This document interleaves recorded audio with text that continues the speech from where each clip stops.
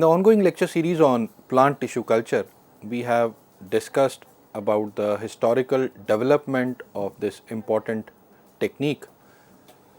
We also discuss about the ideal requirements to set up a plant tissue culture laboratory, in which we discuss that PTC laboratory is not a single laboratory but a complex of different areas which are required in this technique. We also discuss what are the requirement of equipment or instrument in each room depending upon the utility of that particular room. Then we started with the steps that are involved in plant tissue culture technique, and in those steps first we discuss about the cleaning and sterilization of glass or plasticware that are used in performing the plant tissue culture experiments. Then we discuss about the components of the culture media, as we discuss that culture media is nothing but the heart of the plant tissue culture technique. So we discuss different components of the media. Regarding different components, we started with the inorganic components, which were mainly composed of the salts or the mineral salts that are used in the culture media for the proper growth of the cultures. Then the second major category of the component was the organic ingredients, in which we discuss about different types of vitamins. Then we discuss about the plant growth regulators that are used in the preparation of the culture media. So friends, in continuation, the next component that is being used in the preparation of culture media is carbohydrates.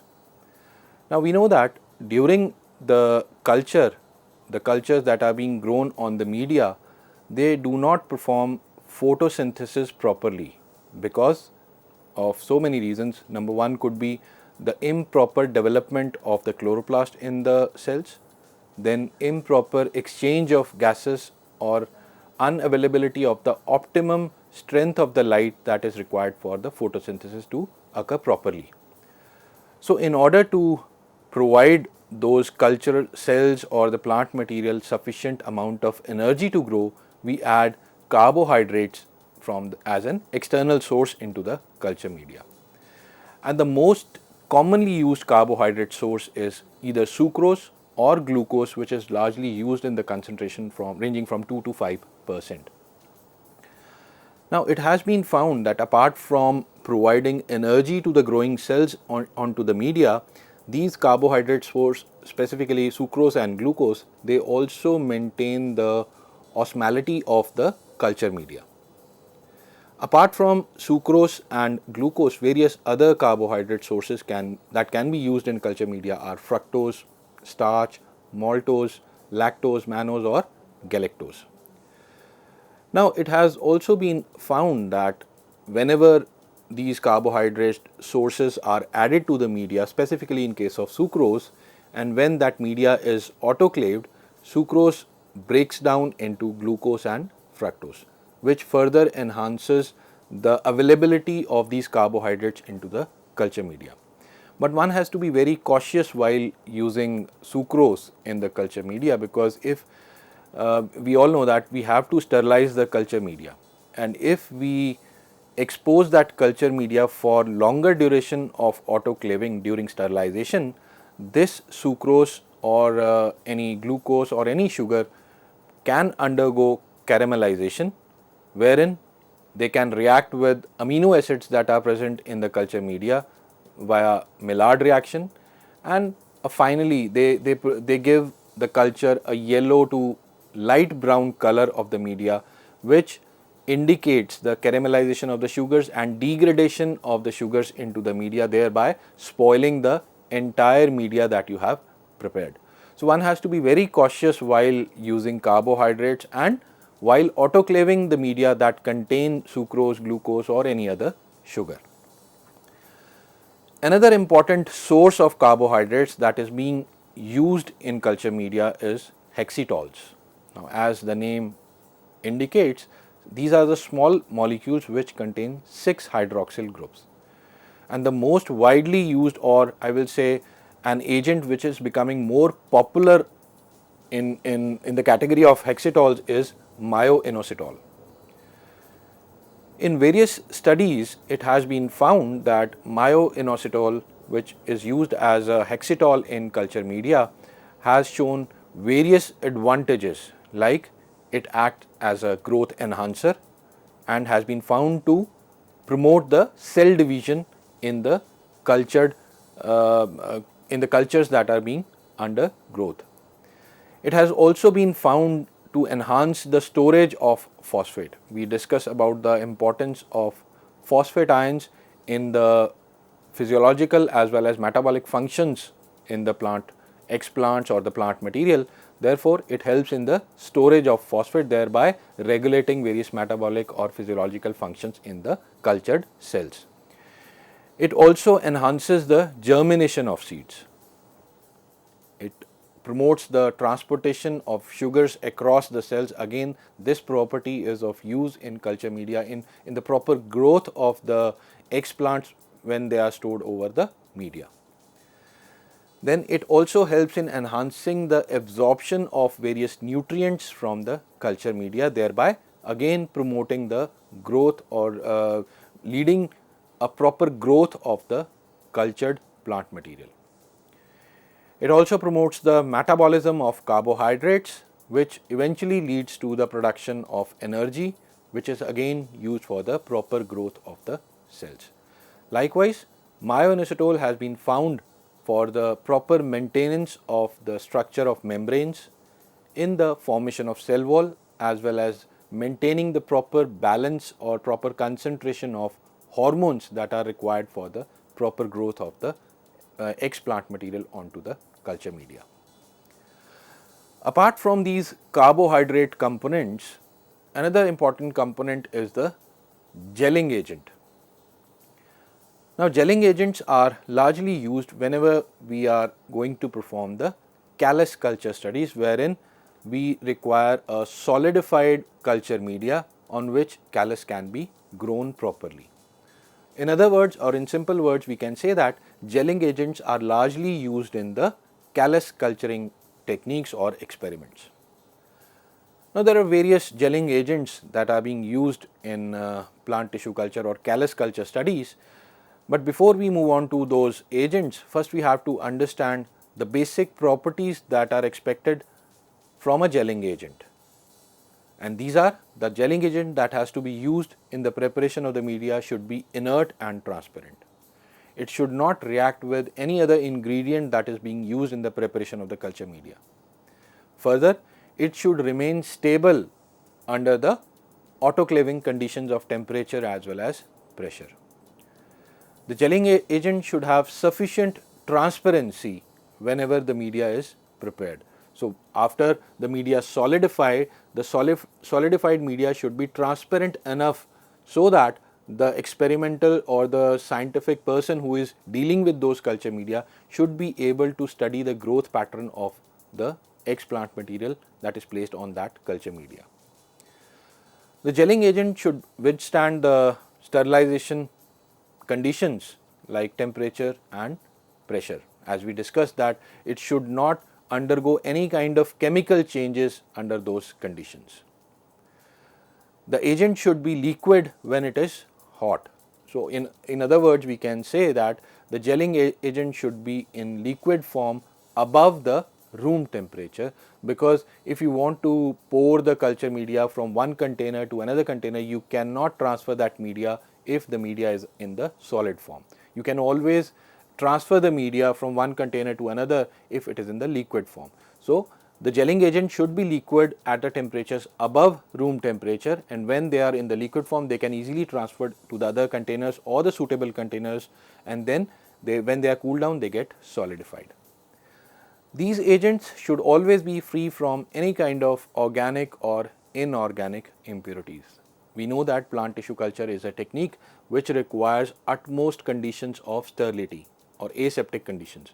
So, any kind of impurity in any component which is involved in the preparation of culture media will compromise the sterility conditions and may damage the experiment. These agents should have ability to retain sufficient amount of moisture. because if they do not retain the moisture, the media will develop cracks whenever it gets solidified, or it will get harden up whenever it gets solidified, and which hampers the proper growth or proper divisions of the cell that are in the explant that is placed on that culture media. Then last but not the least, these gelling agents should provide appropriate gel strength. It means the gel that is formed by using the gelling agent should not be hard enough so that it does not allow the explant to grow properly, or it should not be soft enough so that it is not able to hold the explant onto its surface. So appropriate gel strength should be there, should be provided by the selected gelling agent.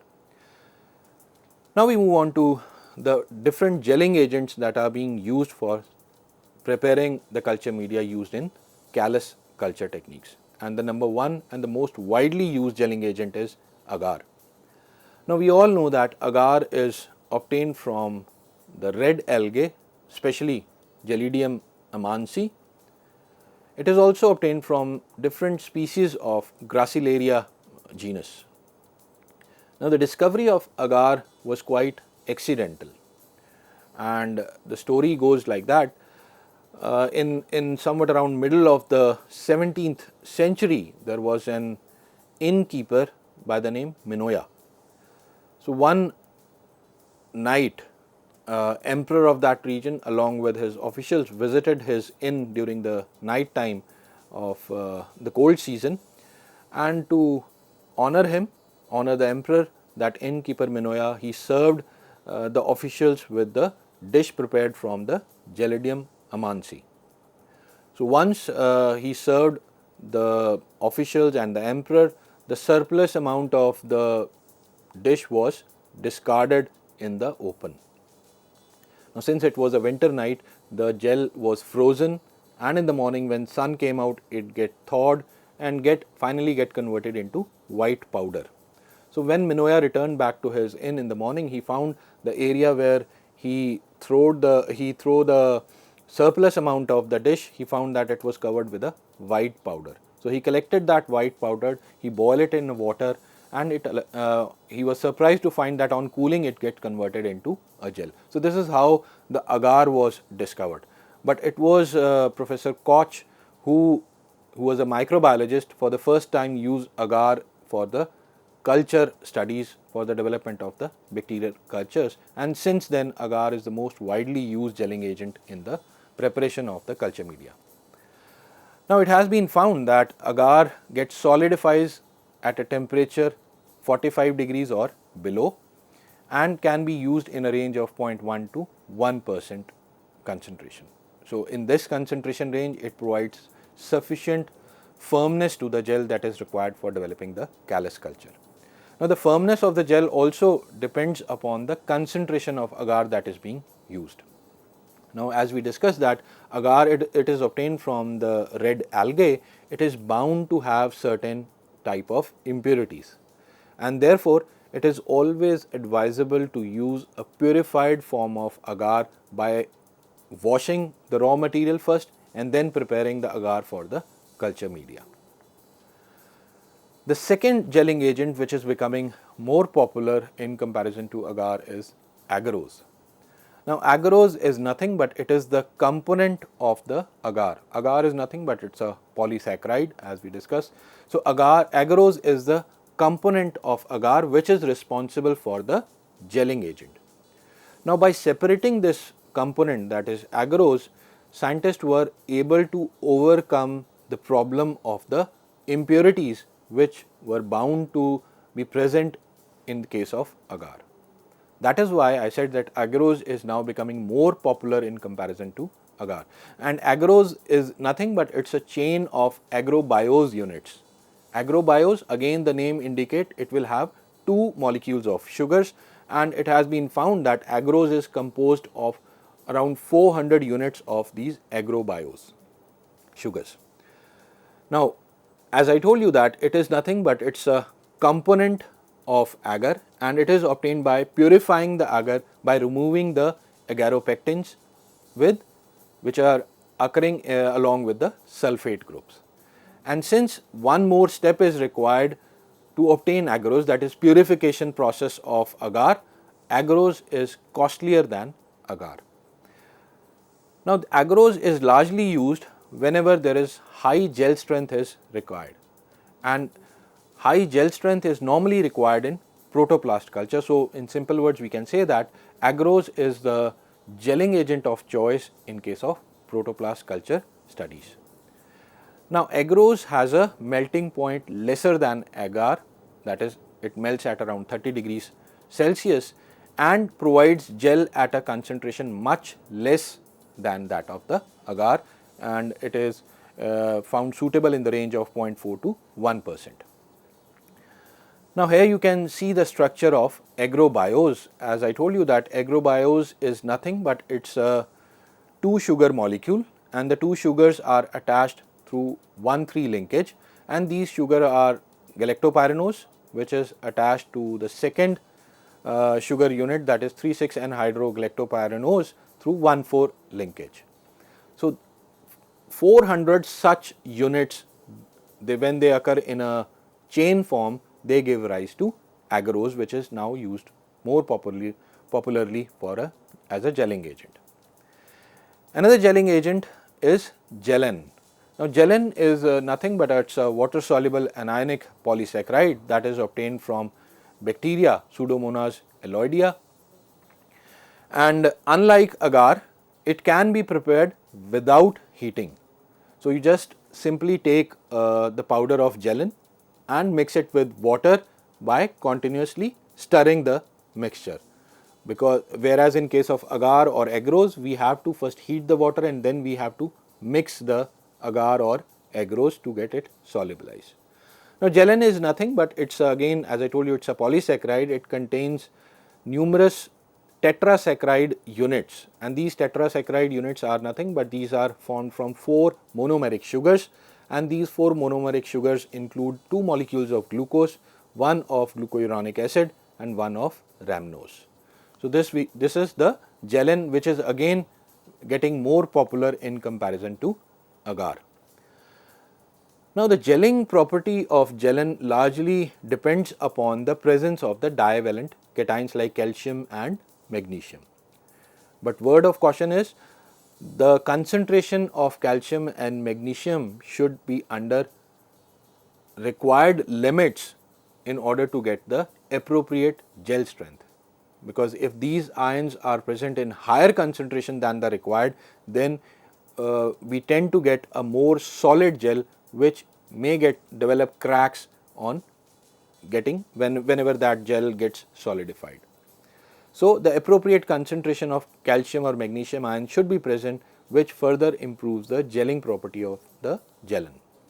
Now, as I told you that there are certain advantages of gelin over agar, and these are: gelin offers you a clear gel which provides you an ease in observing the proper growth pattern of the explant.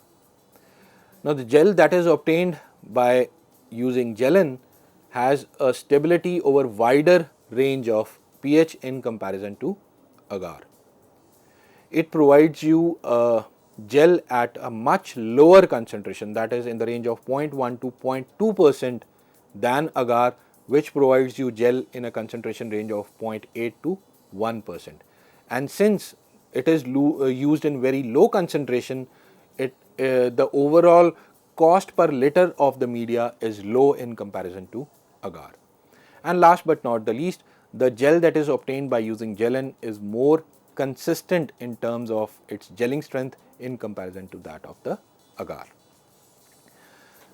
Various other gelling agents are also used in preparation of culture media, and these are isabgula husk or alginic acid.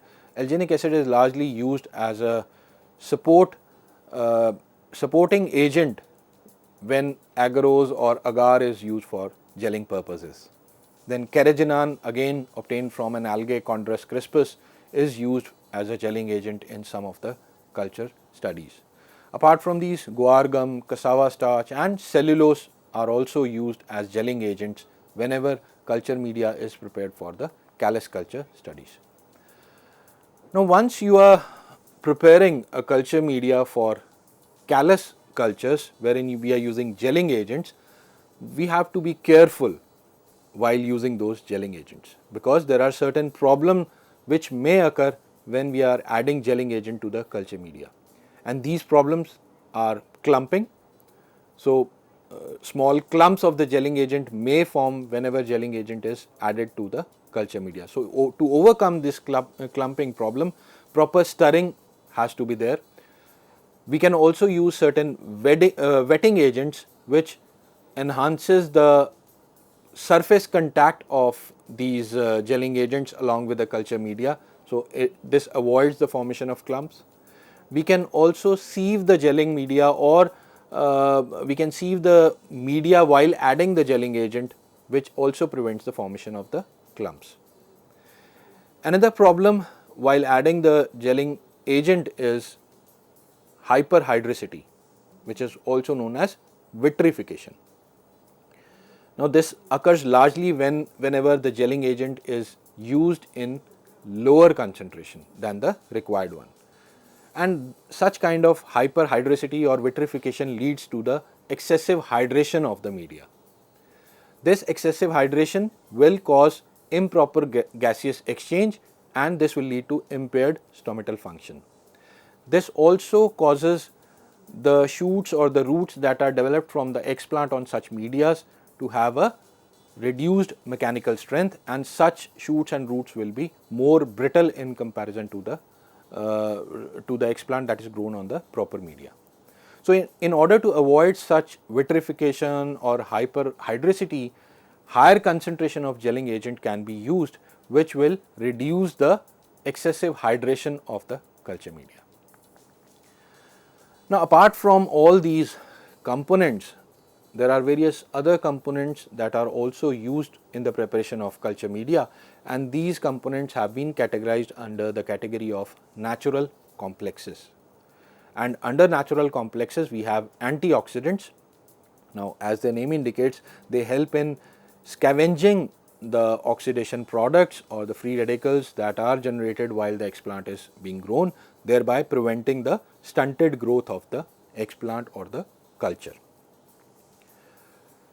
Now, you can always identify whether the explant is going under oxidative stress. If there is any kind of browning on the explant, we can easily recognize that browning, and we can assume that that explant is undergoing oxidative stress, and we can use certain type of antioxidants like citric acid or ascorbic acid or pyraglol, which scavenge those free radicals and lead to the proper growth of the explant. Coconut water, we discussed when we were discussing about the history of the plant tissue culture. Certain studies have been done by using coconut water, wherein they reported that coconut water has an ability to enhance the cell division. Later it was found that coconut water is rich in cytokinins, and therefore it helps in the proper growth of the explant onto the cultures, and that is why coconut water is also used as a ingredient in some of the culture studies. Apart from coconut water, yeast extract, malt extract, tomato juice, orange juice, banana or casein hydrolysate, all these ingredients are also used for the proper growth of the explant onto the culture media. Apart from these natural complexes, some studies have also shown the use of activated charcoal in the concentration range of 0.1 to 0.3%. Now, charcoal is normally used whenever there is excessive discoloration of the media, or there excess brown color is developed into media. So, in order to remove such kind of discoloration, activated charcoal is used. Apart from the discoloration use, it has been found that activated charcoal promotes the morphogenesis of the explant whenever it is grown on a culture media. And apart from promoting morphogenesis, it plays an important role in somatic embryogenesis, anther or protoplast cultures, and stem elongation and rooting. It has also been found that whenever the culture media or the explant grows on the culture, there is increase in the concentration of the toxic substances that are released as a part of the normal metabolic processes into the culture media.